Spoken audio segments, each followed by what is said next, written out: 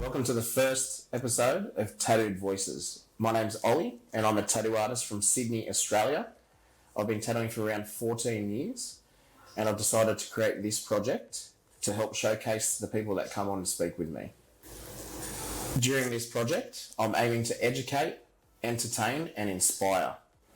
As tattooers, although our individual biographies are different, we're all motivated by similar ambitions. That is, and should always remain to be, to create the most dynamic, long-lasting tattoos possible, which demonstrate the wearer's intentions, beliefs, feelings, culture, morals, and tastes. Putting my art form on show the way I'm doing it would be considered as very unconventional. But I believe passing information on to the next generation is vital for the art form to stay alive.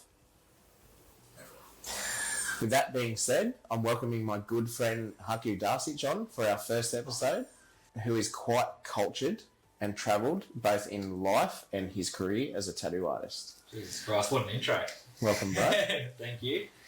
I wanted to start by asking you, what inspired you to become a tattoo artist? Well, to be fair, I actually think I just fell into it by accident. So I was always an artist growing up, even when I was young, from far as I can remember back, I was always drawing. And that was pretty much what happened. I worked at Woolies at the time. I had nothing to lose. And heaps of people on Instagram, Picton Tattoos, threw up a status saying they're looking for apprentices. Yeah. And heaps of people tagged me out, you have to go for it, So I was like, oh, well. Yeah. Went in the next day, and then, got hired, and that was it. Never looked back. And how old were you? I think I was 22 or 23 at the time. Yeah. So almost 10 years ago now. Yeah, right. Yeah. Okay. At the time of going for your apprenticeship, what art did you make? Were you drawing, painting? So what inspired you artistically?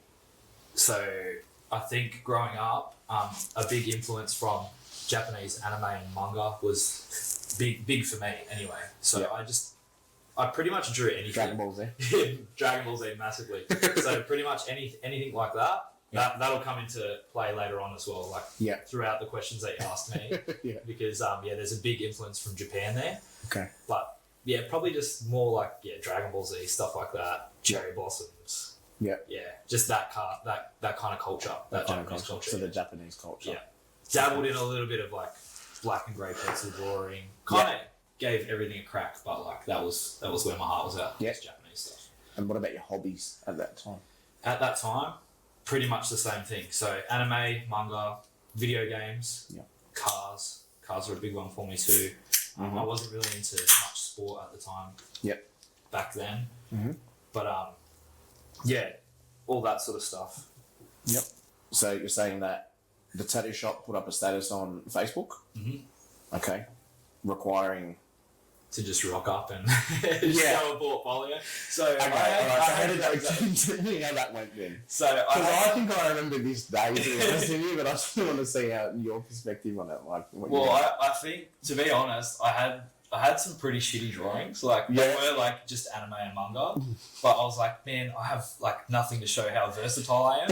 So I just went on Google and I just punched in some stuff like tattoo flash or whatever, and I just quickly that night scribbled just I swear to God, like skulls, roses, like some trap bangers. So you thought tattoo shit? Ed Hardy. It'll be sweet. Yeah. Just bang that out. Okay. And then I think I drew like 4 or 5 dodgy sketches and just brought them in, and that was it. And that's what got you across the line, eh? Yeah, pretty much. It was enough. Okay. I want to sort of delve into that day. So you headed down to the shop?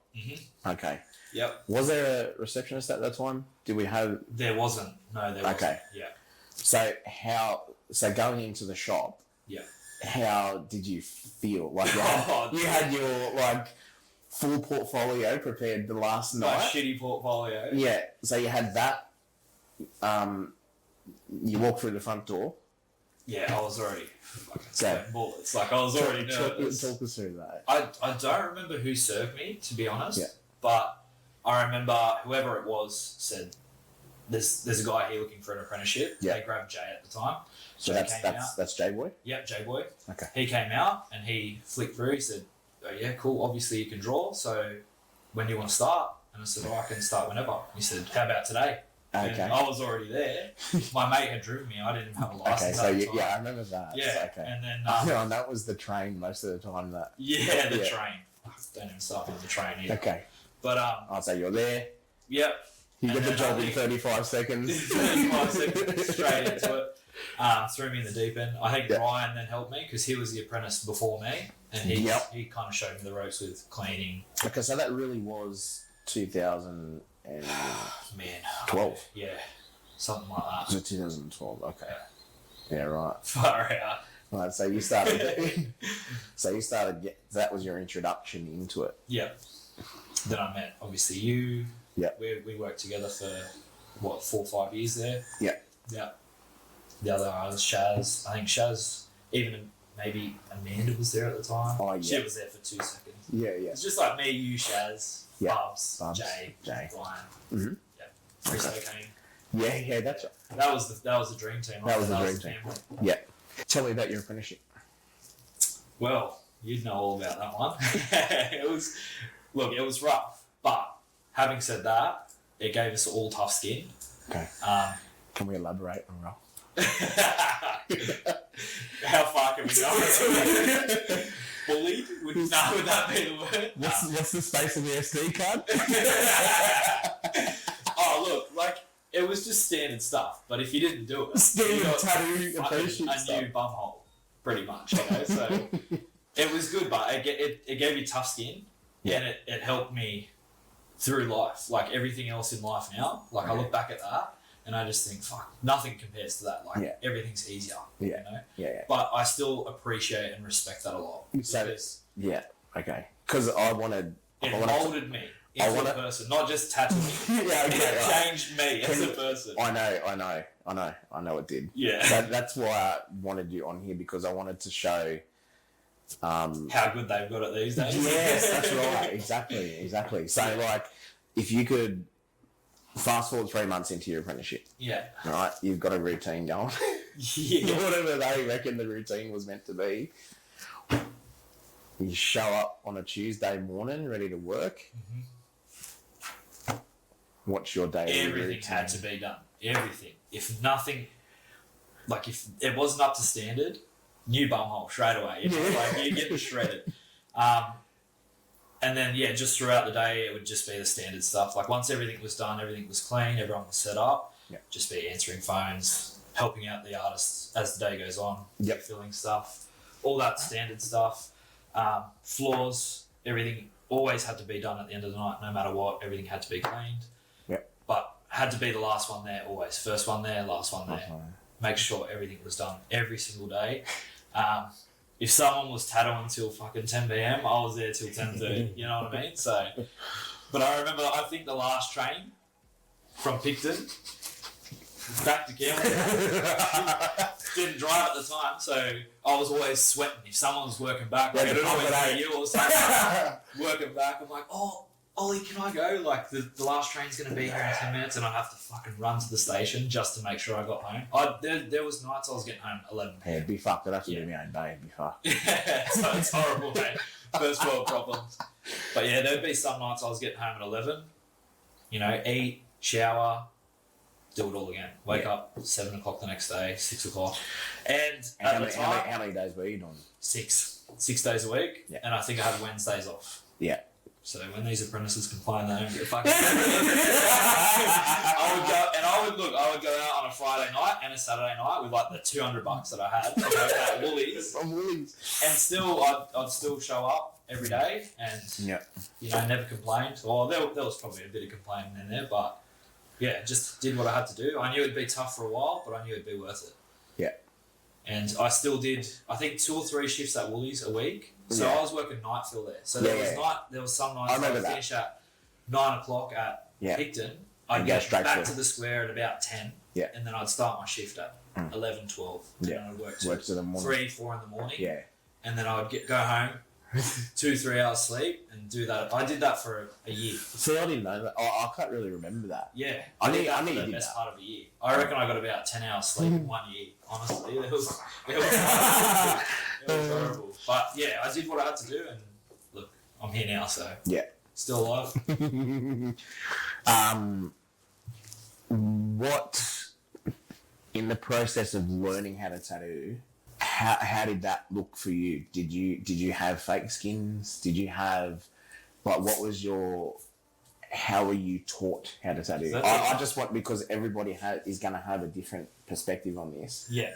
And, like, you know, a lot of people learning how to tattoo these days will have the luxury of a fake skin. Like, and they're getting really good now. That the fake skins are getting really pretty good. I feel like we had fake skin 5 years into my career. You know, I don't remember fake skin being a thing at all. Yeah, I do, but it was fucking shit. Yeah, it was just garbage. Yeah. I remember one bloke I think he tried to sell our shop some once. I can't even remember what it was called now, but I remember it being garbage. I think we got some testers that were small, and you gave them to us, and we ran a couple of runs on them, and we were complaining that garbage.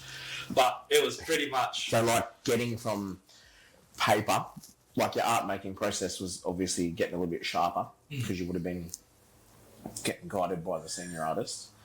But that transition from paper and, like, drawing and painting, where did that like blend transition into tattooing? So we didn't have fake skin. So you pretty much were telling me, so just practice on your mate. Get a mate in. And that's exactly what happened. Like, shout out to my best mate Ash. He's covered in shit now. Yeah. But we just learned on mates. We got him in for free, and we need those mates. We need them mates. Just cover it up or fix it up later on. And we never do. We never do. But yeah, that's how we learned. That's how we learned. And so the real skin. Yeah, pretty much. And no better way to learn. Honestly. No better way. You see how it comes back healed. It moves, it bleeds. This fake skin, I find that even though it is getting better, you run over it 3-4 times before the ink's kind of in there. You can't do that on real skin. If you do that, the skin's gone. The person's dead. They've bled out. You know what I mean? So we learn on real people. We just got our mates in, tattooed them for free until we're ready enough, and then you guys gave us the green light. Start doing little tattoos, start making some money, and that was it. Yeah. What did you first tattoo on Ash? I think it was, from what I can remember, I think it was a lotus on the back of his calf. It was in your bag. It was a shitty lotus on the back of his calf, and he tapped out as well. He's still got it there. Okay, he tapped out. I remember. And it was just a simple outline. It was like maroon to pink. So no contrast at all. No contrast. Like, I'm pretty sure Ryan suggested those colours to me as well. It's like, use a darker one and a lighter one. And it was like maroon to pink. It wasn't even a dark pink or a magenta to a baby pink or anything. It was just straight maroon. Ugly. But I still remember that tattoo pretty vividly. So that was sort of when you started to learn. Yeah. Do you remember what you first placed on a paying customer? I believe it was writing, from what I can remember. The script. I think it was. So how vastly different, like from something probably what you wanted to do. Yeah. To something I didn't want to do. To someone I didn't know. Yeah. Well, obviously Ash is my best mate, so I was super comfortable with tattooing him. Free reign as well. Free reign, like do what you want. Design, so it was cool. So your comfortability. Anything complains to, you're just like, shut up. Like, the comfortability level is different. That makes, I think that's the hardest part. Yeah, the composure. Yeah. You've got the composure there because you're doing what you want on it's on your best someone that you know. Someone So that would be vastly different to tattooing something that is requested of you by someone that you don't know. Yeah. And I think that's when things start to slowly change. You start to transition into, this is a job now. You're a tattooer.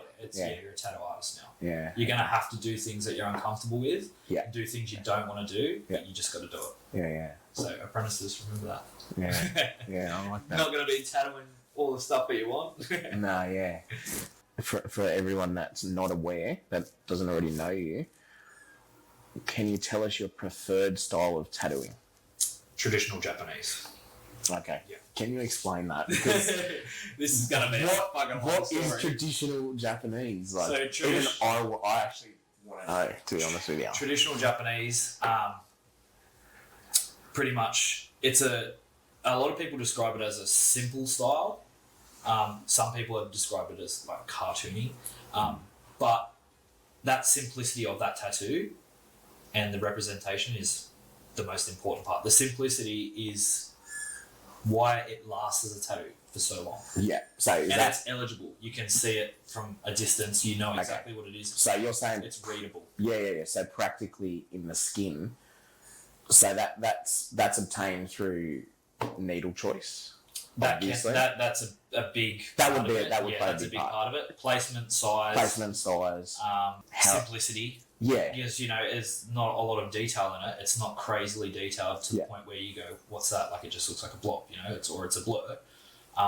So the simplicity actually makes it the longevity of the tattoo. Yep. Yeah. Okay. So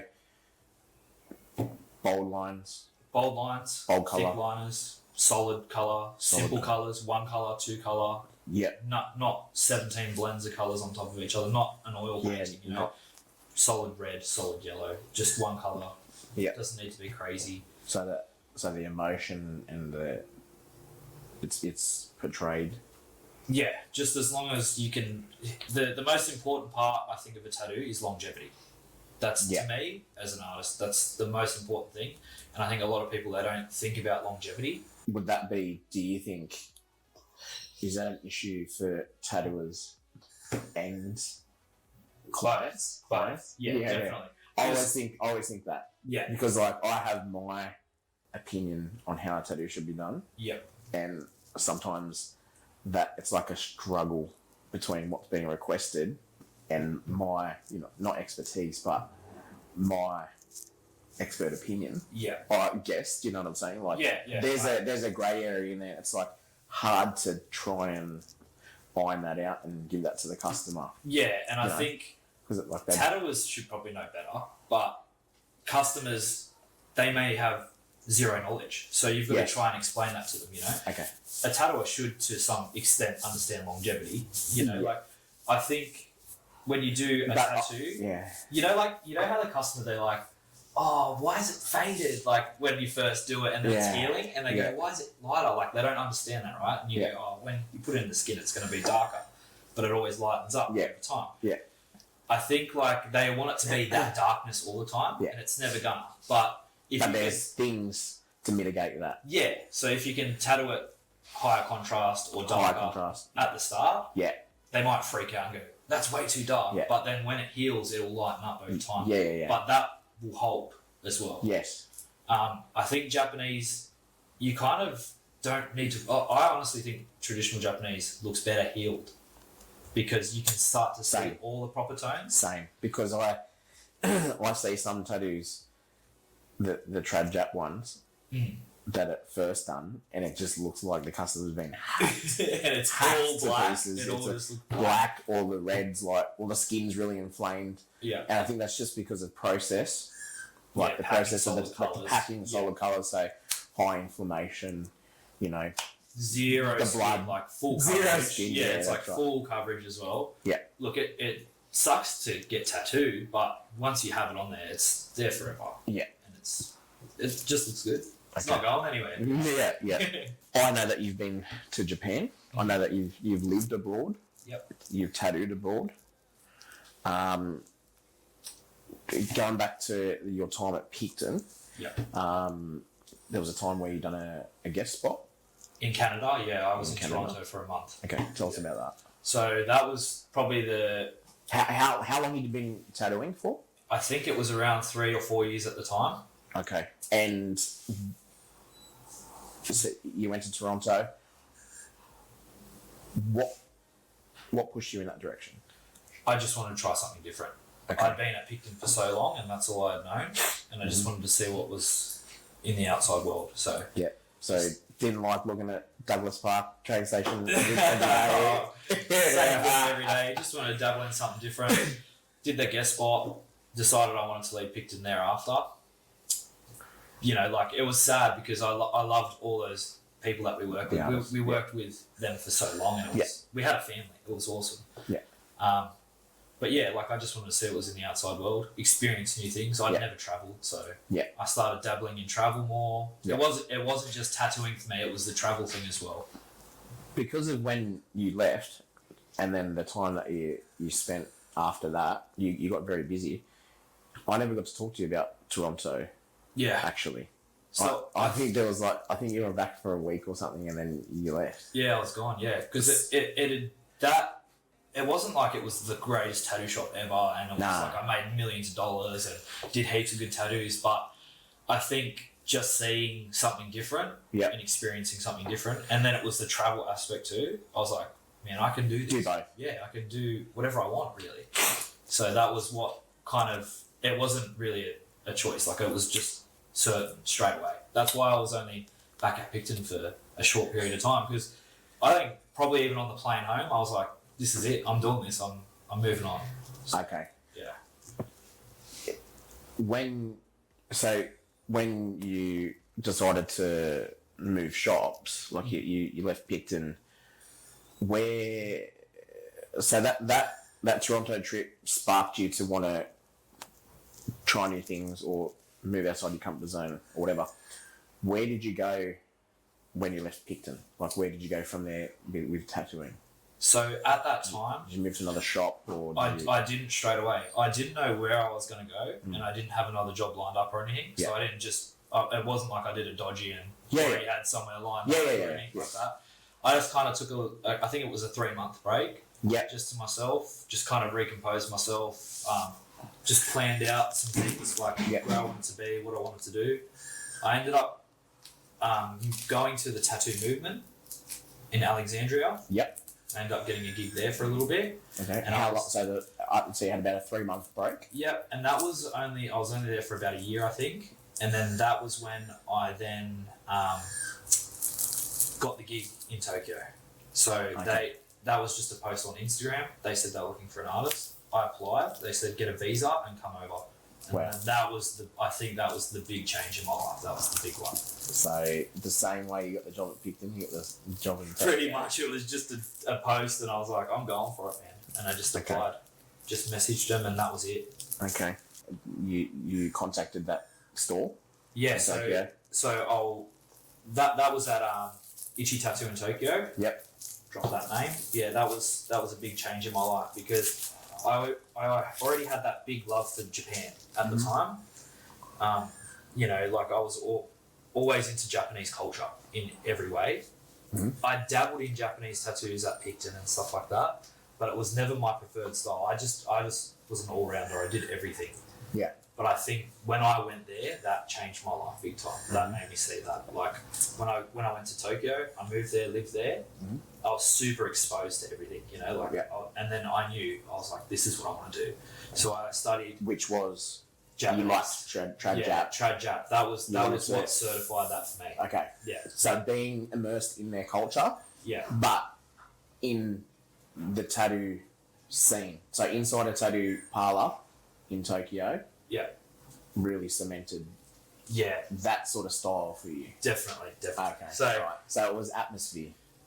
Yeah, and just I don't know, like I've done Japanese tattoos before, but it was like you didn't do it in fucking Tokyo, but next to Ichi-san. I was one of those people. Yeah, Ichi-san. Yeah, so he was a big influence to me, massive. Okay. Yeah, he helped me a lot, and I think I was one of those people that thought that about Japanese tattoos as well. Oh, they look super simple. Like I didn't appreciate it. Okay, so but the appreciation the education. Yeah, once I learned about it. So through learning. Why are you doing this? Yeah, this podcast, right. You know what I mean?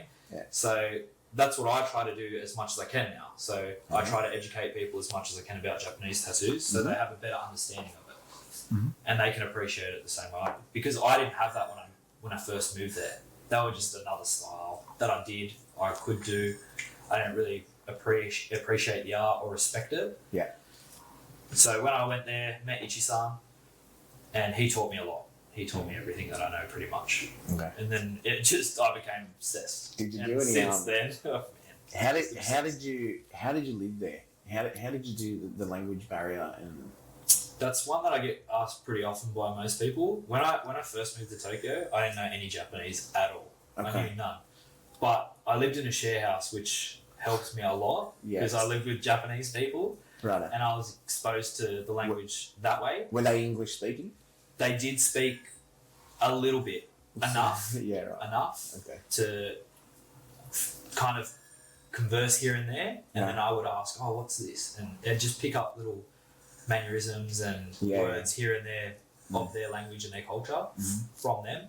And it's the same with them. They'd be like, "What's this in English?" You know, or "How do you say this?" And I'd tell them. You know. Yeah, so I slowly started to just learn the language over time. I'd sit with Ichi-san and just religiously watch him, and I got tattooed by Ichi-san as well, so he did my whole back piece.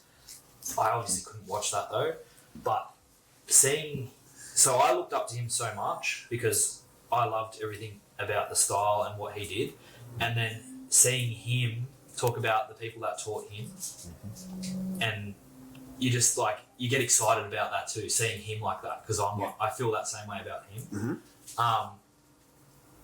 And then I just learned as much as I could from him. Did a 1.5 years there, came back to Australia. I was only here for 11 months and I went back there. Okay. And I stayed there for 3 more months. When you come back to Australia, you tattooed? No. Sorry, I did. I went to Authentic. I was at Authentic for 11 months in Surrey Hills in the city. And I worked under Ken. Yeah. So he's a traditional Japanese artist as well. And my experience there was pretty good. Like, I really enjoyed the people I worked with there. Yeah. We had a lot of Japanese guest artists come through as well. Okay. So that helped me a lot too. Horikashi, he's awesome. Like, he only does tabori, which is the hand poke, like traditional. You'd know about that as well, but for everyone else it doesn't. It's the hand poking technique that the Japanese do, the traditional style. So he'd come through, he'd do like 2 guest spots a year, meet him, really good artist, amazing. His son apprenticed with us for a while, so I was really close to his son. He's Japo as well. He's Japanese, Was he born there and then come to guest spot here? Yeah, so he did a year, he pretty much did a year apprenticeship with us the time I was there. Okay. And then I left there, went back to Japan for 3 months. I studied Japanese language full time, and I just worked part time in the same studio. That was in Japan? Yeah. Same studio, Ichi Tattooers again. Yeah. And then I got back, COVID happened, so. Okay. Yeah. Unfortunately, I haven't been back since. But. Okay. You said something about tabori, which is hand poke. Yes. This is something I wanted to ask you about. Okay. So that is the hand poking style, which is called tabori. Yeah. Mm-hmm. So tet is hand. Tabori is like poke. It's to insert. Yeah. Literally to insert. So it's like hand inserting ink. Because their language is very literal. Very literal. It's just like 2 words put together. Okay. Done. That tabori, that's fairly synonymous with the underworld. Yes. Is that something we can talk about? Yeah, for sure. Okay. I mean, we're going to just call it. Are we just calling it the underworld for now? We can call it that if you want. I'm sure everyone knows what the mafia is, but it's the Japanese mafia. Yeah, Japanese mafia. So that's pretty much where all the tattooing come from. Only in Japan. So the Japanese history of tattooing. Yep. Well, so for tattooing, where it started in Japan was tabori. Yes. And it was mainly facilitated by mafia members. Well, before that, there was a period where firefighters actually got tattooed. So you'll see a lot of these old traditional paintings. Yes. Yeah. Right. So firefighters got the tattoos. A lot of people assume that samurai got tattooed, but they didn't, because they were like actually higher class samurai. Okay. And they didn't live long enough, so they would die. There was no point in them getting tattoos. Okay. Yeah. Later on. But the firefighter, I thought it was, so from my understanding, the marking of a tattoo was to mark a criminal. Yeah, that came in later on. I think that was after the firefighters. I'm going to get the timeline wrong here, but not a historian. But it was probably around 300 years ago. It's been completely illegal. Tattooing has been completely illegal in Japan 2 or 3 times throughout history. Yeah. And about 300 years ago, they would just mark criminals. There weren't pictures or patterns or anything like that. Okay. Like, they weren't doing full body suits like the ones that you'd see now, koi fish, all that sort of jazz. Yeah. They would literally just tattoo like black bands around criminals' arms, which later on there were certain cuts in sleeves where they could show you that they weren't a criminal because they weren't trying to cover the bands and the markings. The V, the category. It's called category. Category. Okay. Yeah. So those markings came in later when the mafia started getting tattoos, so they could show that they hadn't committed crimes because the criminals would have black bands tattooed around their arms. Okay. Or they would tattoo their face because they couldn't hide their face. So they tattooed like dog, like the kanji for dog on their face. Who would that be that would get those tattoos? Like thieves. Like if they had committed a crime like theft or something like that, they would tattoo like thief on their face. Okay. And everyone would know that they were a thief. Okay, right. Yeah. So why were the firefighters were the first to be tattooed? No, I don't believe they were, but they in an Edo period, in a time period in Japan, in feudal Japan, Japanese like 1700s. Yeah. Because they were brave and they were tough. People looked up to them and admired them. Okay, so that was a motive. That was a strength. Yes, and I think it may have also been to do with if they did die in a fire, it was a way that they could identify their bodies. I believe. So I'd say, no matter what, whether it was for the criminal. So what markings would the firefighters get then? Like traditional like heroes, like so Suikoden, the mafia end up getting these like tough heroes as well later on. Yeah, so they were like figures. Some of them were, yeah. Okay. Yeah, most of them were. I have seen depictions of firefighters having like the half sleeves of just cherry blossoms and stuff like that as well, which later on the mafia got all these, significant tattoos as well, like cherry blossoms and the heroes. Yeah. But pretty much a lot of the mafia later on, the figures that they got were like tough heroes that went like against the government or something. Okay. Yeah, to depict those like to rebel crimes and rebellion and stuff like that. Yeah. Okay. Do you have any tabori? I currently don't. I have pretty much all my tattoos are traditional Japanese, but they were mainly done by machine. Okay. I want to get a tabori tattoo though. Yeah. Maybe just a small banger just to say I've done it. So to clarify. Yeah. Tabori is the style of tattooing that's illegal in Japan. No, tattooing in general was illegal. Okay, so done with by machine, tabori didn't matter. So for instance, so it's completely illegal in Japan currently? No, not anymore. Okay. So a few years ago... Who is able to tattoo in Japan now then? Well, it was a really black and grey kind of area where they said you have to be a doctor. Yeah, that's what I heard. Play around with skin or because when you were in Japan... It was legal. Yeah, I thought so. Yeah. So you had to have a med certificate, a doctor saying you can, use skin procedures or whatever. Do skin procedures, sorry. And I think around that time, there was a guy that got picked by I don't know if it was a random or if he was involved in some crime or... So he got charged? They charged him, yeah. For tattooing? Yeah, for tattooing. And what happened? Random target, because there's lots of places that do openly tattoo there, but they've just knocked on this guy's door. That's why I don't know if it was a random attack or something like that, but he fought it. He went to court. Yeah. And they took it all the way to the end, and pretty much it's like 2 or 3 year process. Yeah. Right at the end, they won. Or the cops didn't show up. They didn't fight it anymore. The tattooist. Yeah. So they pretty much gave him his money back that he paid for the fine. And I think, from what I understand now, it's technically legal. Okay. Did you do tabori there? Did anyone do tabori there? No. Did you, when you were there, did you watch tabori get done? No, I haven't seen it done, actually. Like, why though? I think a lot of people don't do it because they either haven't been taught and that hasn't been passed on to them, depending on who they learn under. And there's a big, Western influence as well. So a lot of so the machines come in. Yeah, so a lot of those Japanese probably it's high production too. Yeah, with the machine that's it's slow. It's super slow. Tabori's like half the speed. Yeah, So I think that's another reason why. Like, why wouldn't they use machines? Yeah, the only reason because I watched this Mario Bath DVD, and I can't remember who the artist was, but he was an apprentice, and he was like the third. Like Horitoshi or something? Horitoshi. Yeah, I'm pretty sure that they were like the first family that kind of allowed foreigners. Yeah, that's right, yeah. Because Mario Bath's white, obviously. Yeah. And they brought him in to the Tabori studio, and they like fucking videoed it. Yeah. Yeah, I remember. I do remember that video as well. And Yeah. they were saying that he was the first person to ever see that or whatever. Yeah, right. I wanted to talk about the showing your tattoos off in Japan. Yeah. Was that legal as well, or is that frowned upon? Showing ink, like showing.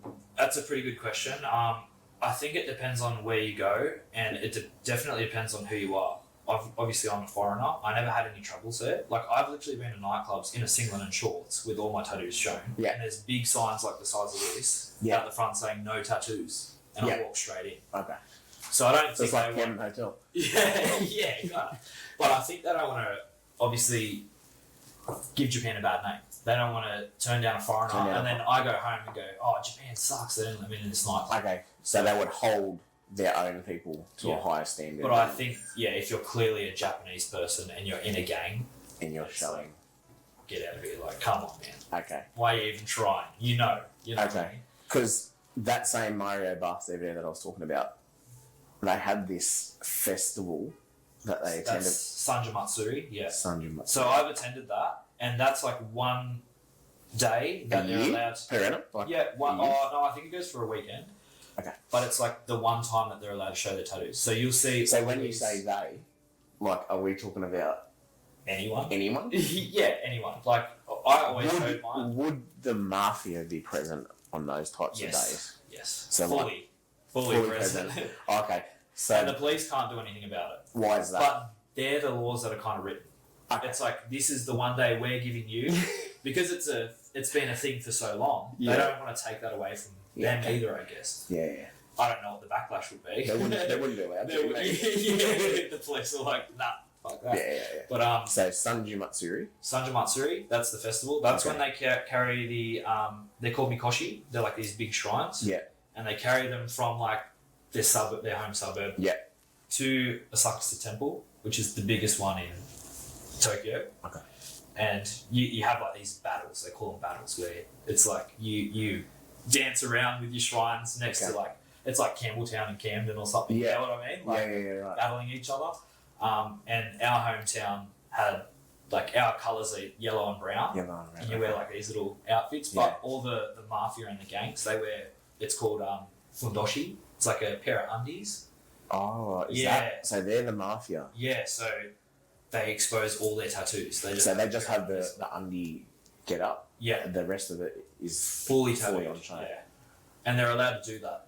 Okay, so you as a foreigner, if you did that, it'd be okay. Especially on that weekend. Oh, are you talking about in general? For instance, the mafia, would they think that you're trying to assimilate with them, or do you know what I mean? Like, this is our get up. Yeah, you're in a robe, but I'm in a robe. Stay in your robe. Yeah, I'm in my little robe, and I'm with my little group. You know, like my little town.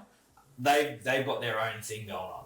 Like, they'll all do their own thing. I don't even think it's like suburbs. It's like everyone that's like in with us kind of thing. Yeah. So it's not like I just rock up in my pair of undies and go, can I join you boys? Yeah, like gang members, like who's this guy? Yeah. So I just stuck to my own little group, and I had my own colours on and stuff like that. Yep. Yeah, interesting. Yeah. Okay, we're going to start wrapping up now. I just want to ask you a few more questions before we do that. Have you got any plans for future travel, or working abroad, or any plans for educating yourself within the Japanese culture, or any other ambitions you might have within tattooing? Yep. So I'm going to go back to Japan soon, just for a holiday, and I'm going to get tattooed. I enjoy getting tattooed. It's a shitty process, but I can learn more from other artists that I look up to. You know, I want to get my pieces finished. As far as working abroad, I haven't really thought that far ahead yet. Yeah. I don't really know where I would want to if I did. Yeah. Like, I don't want to be typical and say, I'm going to go back to Japan, but I'd like to do a guest spot somewhere else maybe. I haven't really thought about it that much. I still intend on travelling a lot. Like, I've already travelled a little bit this year. Japan's coming soon. I want to do Korea as well. Maybe that'd be pretty cool to see that. Heaps of good artists there. Yeah, but as far as that, working abroad, I can't see myself working anywhere else in the near future except here. Educating myself though, I'll obviously continue to try to learn as much as I can about the Japanese tattoo culture. Yeah. I feel like my grasp on it is pretty good at the moment. Where I would further like to educate myself would be the language. Okay. Yeah, so maybe fluency. Yeah. I like to say that my Japanese level is like currently a child that can swear. Like that's my Japanese level. Yeah. So I think I'd rather educate myself further in the language. Mm-hmm. Obviously, I feel like I'm just going to be a student forever. Yeah. In the tattoo culture, the language, everything, I'll always be learning no matter what. I don't have any set plans on learning more. It just kind of comes, you know, the more you read into it, you go, oh, that's something new I didn't know before. Like just pick up little things. Just being a sponge. Yeah. Okay. Yeah. So on that note, for instance, anyone wanting to know any more about Japanese culture or just maybe aspiring tattoo artists in general, do you have any advice? To getting in the industry or apprentices or current apprentices, current artists, mostly the youth that are wanting to learn more, aspiring to learn more, to enter into the industry, maybe get an apprenticeship, or current apprentices that are looking to try and learn more. Do you have any advice? So one of my big goals is to actually try and teach more people more about Japanese tattoos. I want to see more Japanese tattoos out there and do more. I want people to, because for me, like I said, because I was uneducated, I didn't appreciate it. So I think if I can pass that on to other people, they'll appreciate it more, and then that's how the cycle keeps going. That's how it keeps getting passed on and it becomes a tradition.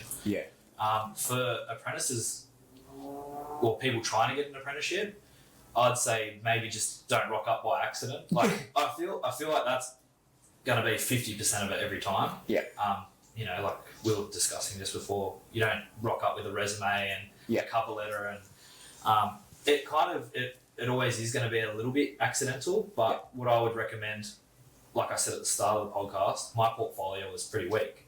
So I would say keep drawing no matter what, even if you're not chasing an apprenticeship, get a strong portfolio together, get really good solid works and a versatile portfolio, not just like one style. And then bring that in. And, you know, if you get knocked back the first one, don't stop. Like, keep applying to many different shops and hopefully eventually you will get somewhere. So persistence. Yeah, definitely. Okay. On educating people further, you have your own... I've got a YouTube channel. Yep. I've got a couple of videos up on there now, which is all just about Japanese tattoos, like terminology, different styles of bodysuits, sleeves, motifs like koi fish, tigers, like what they mean. So you explain on there what each one sort of means, like the imagery and the meaning behind each one. All that sort of stuff. And that's me trying to educate people further. And what's that called? So my handle, or if you just type in the Haku Life in YouTube, you'll find it. Okay. Yeah. Cool. We can put that at the end of the... just drop it. Sneaky little handle. Okay. All right. Okay. All right. Well, thank you for joining me today. You're very welcome. All right. Thanks, brother. Love you, brother. I love you. Thanks for having me on here. I reckon we're going to have you back on again. Part 2. There's still too much to dabble in. There's way too much to fucking get out of you, I reckon. Cool. Okay. All right. I'm happy to come back on. Thanks. All right. Love you. Love you too, brother. Thank you. Fucking on your bitch, yeah. Looking up over the